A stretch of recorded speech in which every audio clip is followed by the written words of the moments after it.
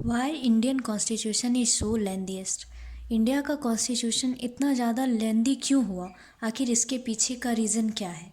आज हम उन्हीं रीज़न को यहाँ पे डिस्कस करेंगे और समझेंगे कि और भी कंट्री के कंपेयर में इंडिया का कॉन्स्टिट्यूशन इतना ज़्यादा लेंदी क्यों हुआ। तो हम फर्स्ट रीज़न देखते हैं।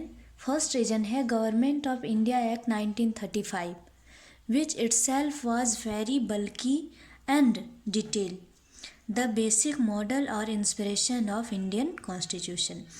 तो हमारा कॉन्स्टिट्यूशन का जो इंस्पिरेशन रहा, जो मॉडल रहा, वो क्या रहा? Government of India act. बहुत सारे पार्ट जो हैं हमारे कॉन्स्टिट्यूशन के वो यहीं से लिए गए हैं, गवर्नमेंट ऑफ इंडिया एक्ट 1935 से, जो खुद में ही बहुत ज़्यादा बल्कि था, लेंदी था।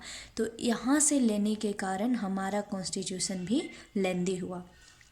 Unlike US, where each state has its own constitution in addition to the federal constitution, Constitution of India includes not only the Constitution of Union but also of the states. अगर हम यूएस से compare करें तो US में क्या है? US का जो कॉन्स्टिट्यूशन है वहाँ स्टेट के लिए अलग है, सारे स्टेट का अलग अलग कॉन्स्टिट्यूशन है।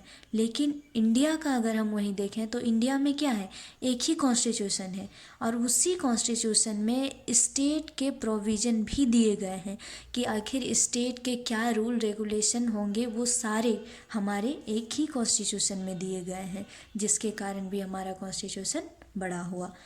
हमारा नेक्स्ट रीजन है Indian constitution has special features not found everywhere like DPSP, fundamental duties etc।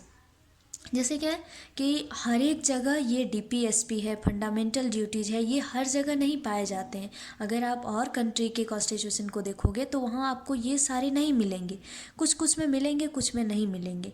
लेकिन इंडिया में ये दिए हुए हैं, डायरेक्टिव प्रिंसिपल, स्टेट पॉलिसी है, फंडामेंटल ड्यूटीज़ है, ये सारे कुछ स्पेशल प्रोविज़न इंडिया में, इंडियन कॉन्स्टिट्यूशन में मेंशन है।